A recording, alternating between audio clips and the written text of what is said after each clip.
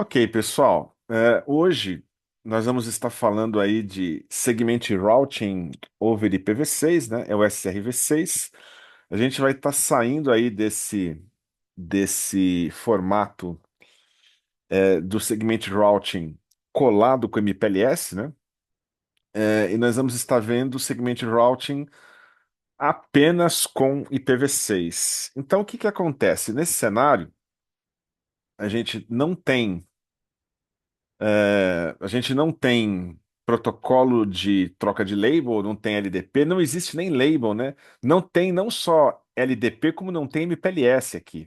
A única coisa que vai ter aqui, nesse cenário, a gente vai ter um protocolo de roteamento interno, tá? Pode ter, por exemplo, um SPF da vida, e o IPv6, o protocolo roteado e um protocolo de roteamento. Basicamente isso que nós vamos ter. Então não tem aquela história de com MPLS, né, de você ter camadas de label. É uma estrutura bem mais simples, né? Do ponto de vista de camadas de protocolos diferentes, é algo muito mais simples. Só protocolo de roteamento, poderia ser o SPF ou ISIS, né, o mais comum aí, são link state e o IPv6. Então vamos entender um pouco como de uma maneira geral, como é que a lógica disso, que isso funciona. Depois a gente pega os slides da Huawei e consegue entender os detalhes disso, tá? Então, primeira coisa, eu vou ter é, no Segment Routing over IPv6, no SRv6, a grande questão é assim: eu posso ter redes muito grandes que vão depender de programabilidade, de programação. Então a gente vai ter que ter o eMaster ali, que é a nossa controller, que vai ser a inteligência que vai programar aí o salto a salto para que o pacote, quando saia da origem, ele já tenha o caminho pré-definido. Que é o roteamento baseado por origem, né? O que que acontece? O IPv6, ele tem uma coisa muito importante na estrutura, que é o chamado cabeçalhos de extensão, né? Header extension. Existe um cabeçalho de extensão. O que que é um cabeçalho de extensão? Em vez de eu mudar o cabeçalho base do IPv6, eu vou criar um cabeçalho novo para uma nova feature que eu quero implementar, né? Então, existe um cabeçalho que vem depois da camada 3. Então, o IPv6 tem lá o cabeçalho base, né? O cabeçalho base ali, ele tem endereço de origem, destino, TTL, toda aquela estrutura que a gente está acostumado no cabeçalho base. E antes de aparecer o cabeçalho de camada 4, né, o TCP, o DP, a gente tem um cabeçalho de extensão. No caso aqui, a gente tem o Segment Routing Header. Tem um cabeçalho aí que é o chamado SRH. E esse cabeçalho de Segment Routing, ele vai fazer o papel das labels, tá? A gente não tem MPLS, não precisa de label, porque a sequência de saltos está dentro desse cabeçalho, o Segment Routing Header, que está no pacote IPv6. Então, se a gente capturar no Wireshark lá, nós vamos ver que depois do cabeçalho base, que tem tamanho fixo, né, 40 bytes, tem um cabeçalho novo aí que é o Segment Routing Header, o SRH, tá? Como é que funciona? A ideia é que ele vai identificar para nós quais são os saltos que vão ser dados aí, tá? Então, a programação dos saltos eu tenho dentro do cabeçalho SRH. A gente vai ver depois na apresentação da própria HAL a estrutura disso, quais são os campos, né? Mas só para a gente entender. Primeira coisa fundamental é a gente ter o plano de endereçamento IP da nossa rede aí. Então, por exemplo, vamos imaginar que aqui fosse 2001, DB8, 2000 DB8.1. Isso daqui fosse aí um endereço, vamos colocar aqui um barra 48, né? 2001 DB81. É, tem aqui um barra 48 na localidade do PE1 aqui para trabalhar. Depois eu tenho um 2001 DB8 2,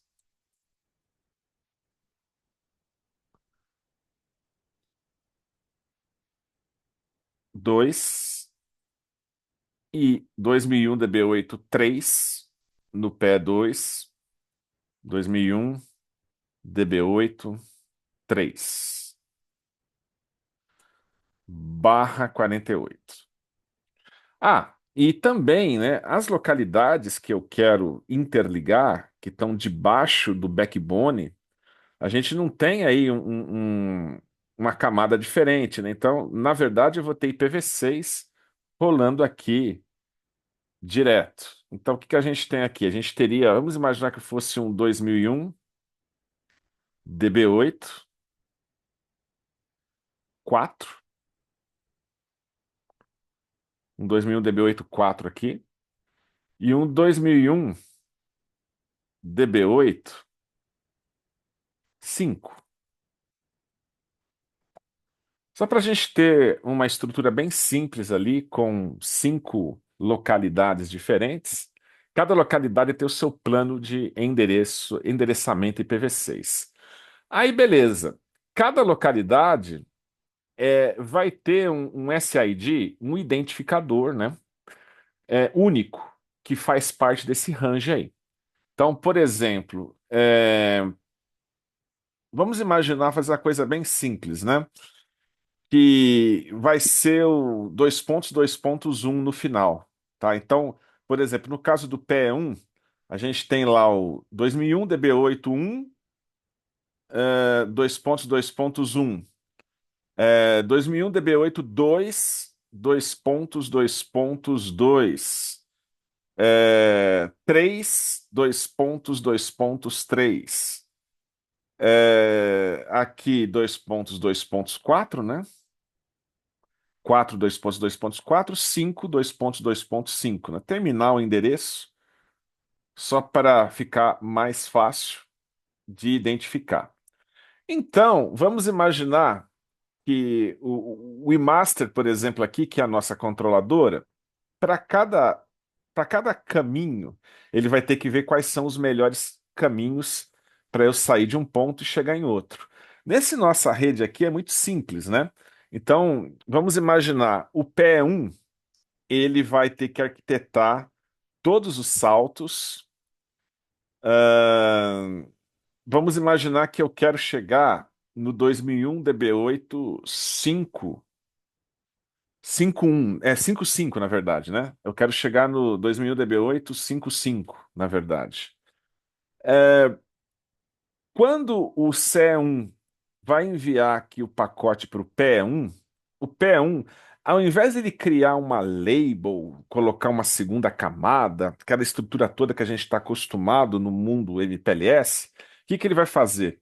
Ele vai alimentar esse campo, o SRH, o Segment Routing Header. Lá dentro tem um campo chamado Segment List, que é uma lista de saltos que devem ser executados quando os dados saírem do CE1 e caminharem para o CE5, para o CE2, né? Saírem do CE1 e forem para o CE5. Então, na verdade, o que que acontece? A gente sabe que, né, olhando o desenho, deixa eu só diminuir um pouquinho o tamanho da fonte para caber aqui, né? Ahn, vamos imaginar que eu quero chegar no 2001 DB8, 2001 DB8 5, dois pontos 5. Mas, para chegar no 2001 DB8 55, ele vai ter que ter passado antes pelo 2001 DB8 3, o 55 é o último salto. O penúltimo salto, né, é o 33. O antepenúltimo é o 2001 DB8 2, 2.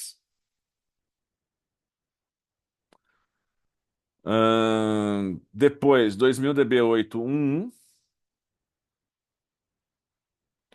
2001, DB8, 1. Na verdade, a gente foi enxergar a origem mesmo, né? Ela veio ali do 2001, DB8, 4, dois pontos, dois pontos, 4, né?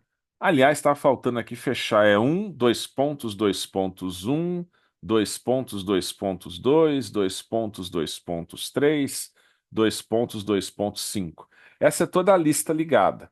Então, assim, a ideia do segment routing, tanto com MPLS quanto com IPv6, é o roteamento baseado na origem, né? Isso daqui é algo comum para as duas modalidades de segment routing, ou seja, a controller ela já pode criar uma lista ligada que vai fazer o quê, né?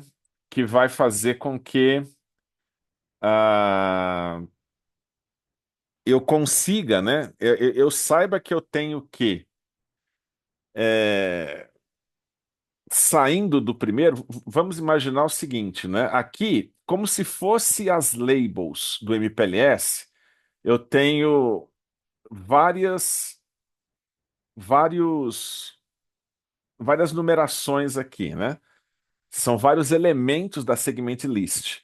Então, enquanto ele está ali, 4.4, quando ele entra lá no P1, ele vai remover esse salto que foi dado, ele vai olhar qual que é a label mais externa, né? A label dentro do SRH, né? Do Segment Routing Header aí, qual que é o número. E aí, conforme ele vai saltando, a cada salto ele faz remove, né? Uma das labels da pilha do SRH, e é assim que ele consegue fazer o encaminhamento de um lado para o outro. Então, já deve sair pré-definida a sequência de saltos.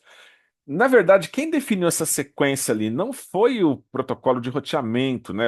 Vamos imaginar que se a gente tiver uma estrutura totalmente baseada na controller, a controller calculou que o melhor caminho para o CE1 chegar até o CE2 é fazer essa sequência toda aí de labels que a gente está vendo. É claro que existem é, labels intermediárias que estão aqui. Como é que eu faço para sair, por exemplo, eu tô do 4, eu vou para o 1, mas existem aqui, né, labels intermediários. Então, o ponto a ponto entre o C1 e o P1 também tem um endereço de label, né? Tem uma label, sei lá, uma X1 aqui, uma X2, uma label qualquer aqui. Não é bem, não é nem uma label, né? É um endereço IP, né? Vamos colocar aqui. Tem um endereço IP aqui, vamos chamar de X1, X2. Aqui, um Y1, um Y2, um Z1 e um Z2. Vamos colocar aqui como se fosse um W1 e um W2. Esses números não necessariamente precisam ser colocados de forma estática, né, como eu havia colocado aqui. Esses endereços X, Y, Z, W poderiam ser endereços IPv6 criados dinamicamente, tá? Eu poderia ter um protocolo de roteamento, né, como um SPF da vida aqui, por exemplo. E esse protocolo SPF, ele trataria de fazer a troca dinâmica, né? Para que todos os elementos da rede, né, tanto do core quanto do cliente que está lá embaixo, saibam quais são os endereços dessa minha estrutura, tá? Ahn, o que acontece, né? Com o MPLS, a gente tinha aquela estrutura do encapsulamento, porque você poderia ter, uma rede 10 podia existir em várias VRFs, né?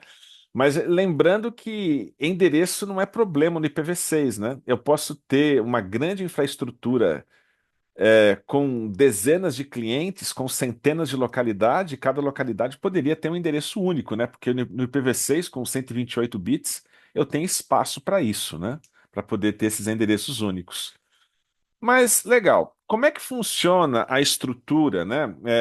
Assim, essa é a questão do plano de endereçamento. Ele vai criar um plano de endereçamento geral para o backbone, para os clientes que eu tenho ali. Vai habilitar um processo de roteamento que vai fazer esse pessoal trocar e os roteadores saberem quais são os prefixos IPv6 que existem do outro lado. Eles vão estar descobrindo isso. E como é que funciona? Na verdade, o header ele vai mapear o endereço IPv6, o SRH, né, o Segment Routing Header, ele vai mapear o endereço IPv6 em três partes, que ele chama de locator, depois ele chama de function, um outro pedaço que é o function, e um outro pedaço que ele chama de argument, ou argumento. Então, todo IPv6 que vocês estão vendo aqui, que vai ser anunciado no Segment Routing, ele tem basicamente essas três partes: localizador, função e argumento. Tá? O locator é a parte mais simples de entender dessa história toda. O locator é aquilo que eu estou usando para fazer os saltos macro, para eu traçar o caminho, né? De roteador para roteador. Então, por exemplo, os primeiros barra 48 desse meu cenário são os locator. Então, eu poderia dizer que aqui 2001 DB81 é o primeiro locator, 2001 DB82, 2001 DB83, 2001 DB84, 2001 DB85. Esses caras são os meus localizadores. Então, eu tô mapeando esse meu mundo em cinco grandes locais diferentes, né? Em cinco zonas. A zona um, 2, 3, 4 e 5 no nosso exemplo aqui. Beleza. Agora, quando eu, por exemplo, eu estou fazendo o encaminhamento, é, o endereço IPv6 ele tem 128 bits. Então vamos imaginar que no meu exemplo eu queimei 48 para ser o localizador de cada segmento, tá? Então aqui eu tenho um barra 48 nesse nosso exemplo. Poderia ser maior, tá? Poderia ter colocado um barra 64 que fosse ali. É que aí é muita localização, né? 2 elevado a 48 já dá uma quantidade de localização gigantesca, tá? Mas eu tenho lá um barra 48, são as localidades, estão aqui. E aí o que acontece? O que que vai acontecer, tá? Como que vai ser o encaminhamento saindo do CE1 para o CE2? Nós aprendemos, bom, primeiro, né? Nós aprendemos que a comunicação ela pode estar rolando em L2. E aí eu vou ter que ter um conjunto de funções para controlar como é que vai ser o encaminhamento em L2. E eu vou ter um outro conjunto de funções para dizer como vai ser o encaminhamento em L3, tá? Então, a primeira coisa é isso. Vamos imaginar nesse nosso exemplo didático que eu fosse pegar para a função. Se eu peguei aí 48 bits para ser o localizador, pegar mais 16 bits para ser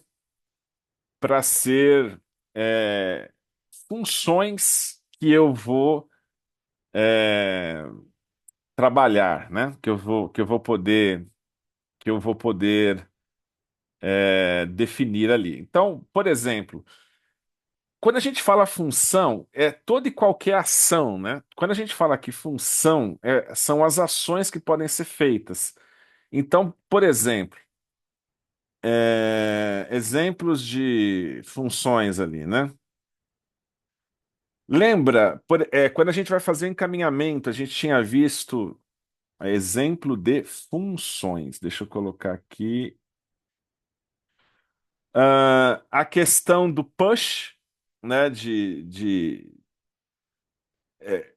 de inserir uma label, ou de inserir um endereço, ou de remover, né? Poderia remover um desses endereços da lista. Eu poderia fazer aquela pressão remover do router local, remover no penúltimo salto, que é o POP. Enfim, qualquer ação que você queira que seja executada no nó local, você vai programar isso com os bits que você separou para function, para função.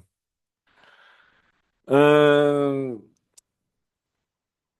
então, por exemplo, tá? A gente vai todas as funções básicas de encaminhamento. Então, fazer pop, push, fazer o swap, né? Que é receber por uma porta, receber por Y2 e sair por Z1. Toda a funcionalidade de movimentação dos pacotes, né? Todo o controle do data plane, vamos dizer assim. O que que eu vou fazer? Eu tenho que receber por uma porta, sair por outra.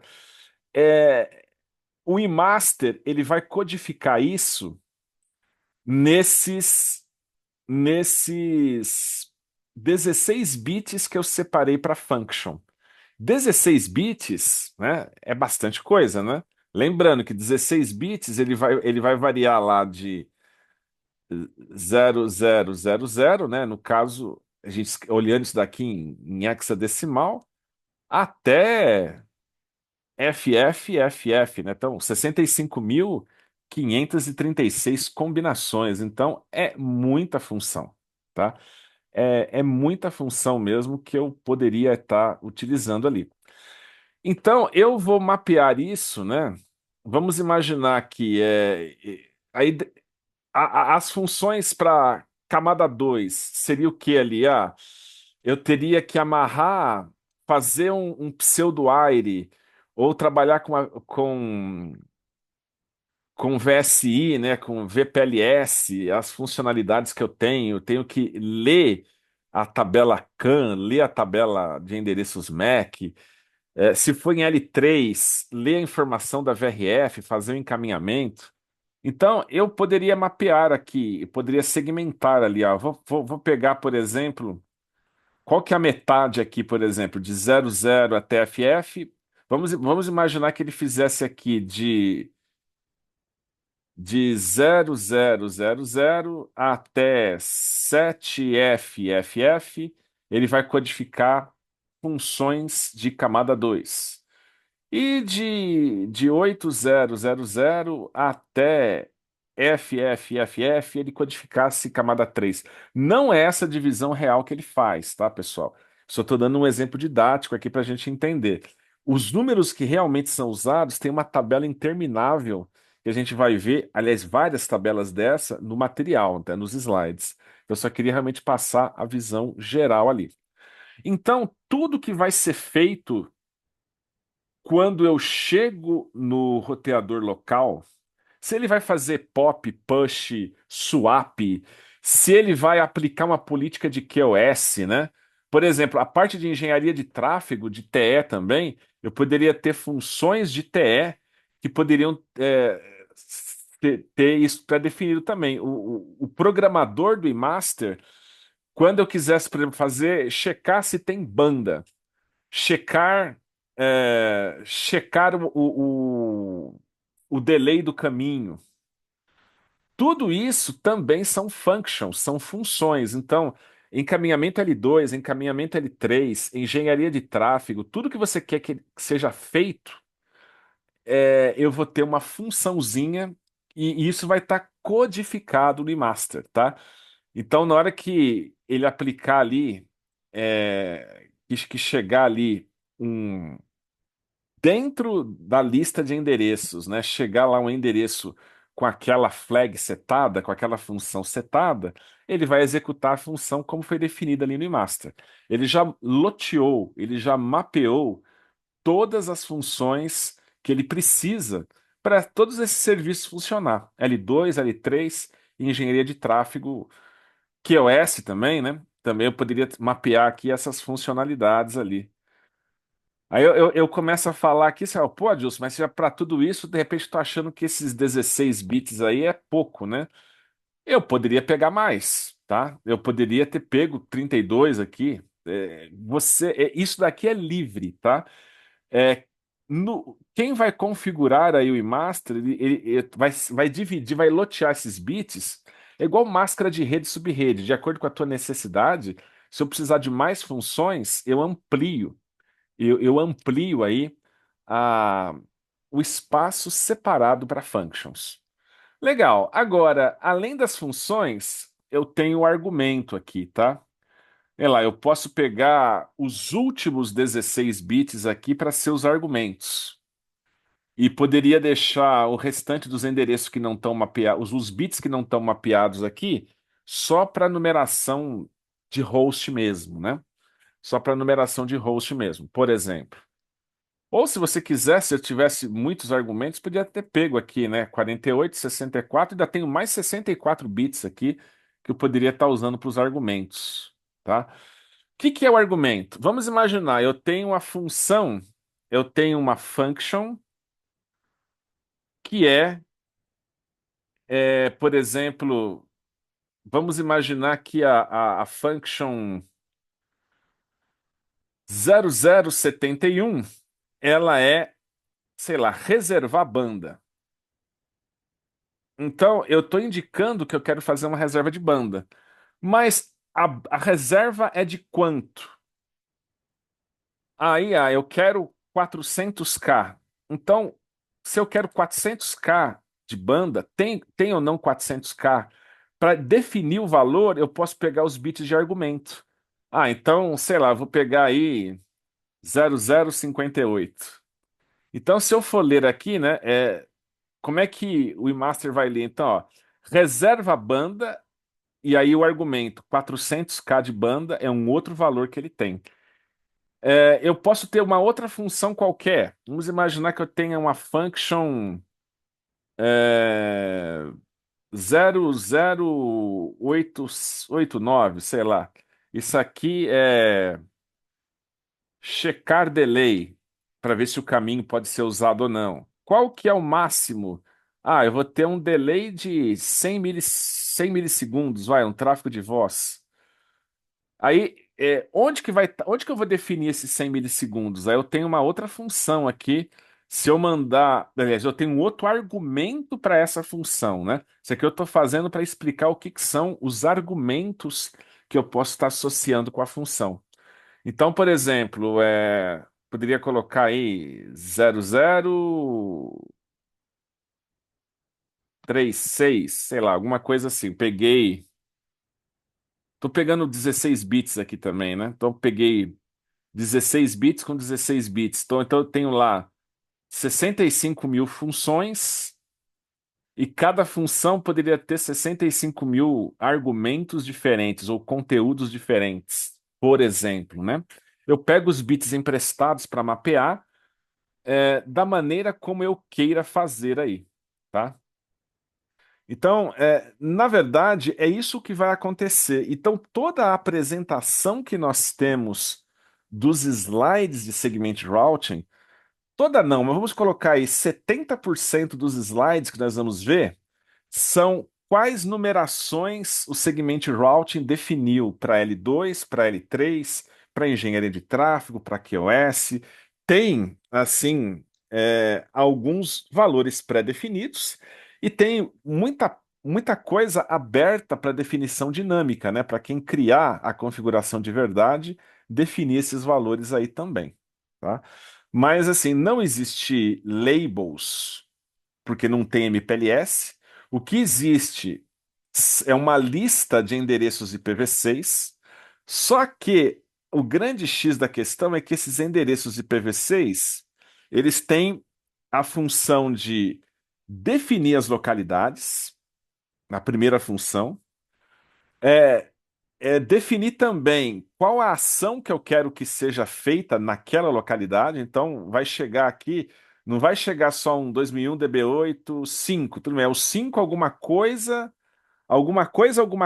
para fazer naquele local, reserva de banda e de quanto é a reserva. checar o delay de quanto é o delay, por exemplo. Então, essas informações já estão contidas, mapeadas dentro do endereçamento IP que eu tenho, tá? Não tem camadas de label, porque não existe label. Então, tá tudo dentro do próprio corpo do endereço V6, que é enorme, né? Com 128 bits, tem uma escalabilidade gigantesca, né? Muito maior do que nós tínhamos antes ali. Lembrando que as labels tinham o quê? 20 bits, 2 elevado a 20, né? Então aqui a escalabilidade é gigantesca. Eu poderia colocar aí, sei lá, poderia colocar 32 bits de função, 32 de argumento, do jeito que eu mapeasse aqui para chegar nos 128 bits, que seria o máximo aqui. A maior parte vai ficar sem uso, na verdade, né? Vai ser só a numeração mesmo de host, propriamente dito. Mas eu pego carona no corpo do endereço, não só para fazer o roteamento, mas para definir que funções vão ser executadas em cada local, quais os argumentos, quais as informações que são necessárias ali para executar. Nem todas as funções precisam de argumento. Então, por exemplo, o pop, o push, inserir, trocar de porta, é uma função, é um verbo intransitivo, né? Ele já fala a ação sem precisar de um argumento adicional. Mas, por exemplo, como na questão da engenharia de tráfego, de QoS, às vezes não basta dizer qual é o comando. Além do comando, tem que ter o argumento, que é reserva a banda, de quanto é a banda, checa o delay, de quanto é o delay. E aí, para esses argumentos, né, eu tenho também uma tabela, né? O eMaster tem essa lógica, essa inteligência de entregar para as máquinas o que deve ser feito. E aí, quando esse pacote chegar em cada localidade, né, em cada salto, ó, cheguei, fez o roteamento pelo locator, ele já sabe o que vai estar fazendo e algum eventual argumento opcional que precise para que ele execute as ações também está transportado, o valor está dentro do corpo do e-mail. Então, do e-mail, do IP, né? Dentro do corpo do IP. Então, basicamente é só isso, pessoal. Eu vou terminar por aqui e daqui a pouco nós vamos começar os slides propriamente dito aí. Grande abraço a todos, até a próxima.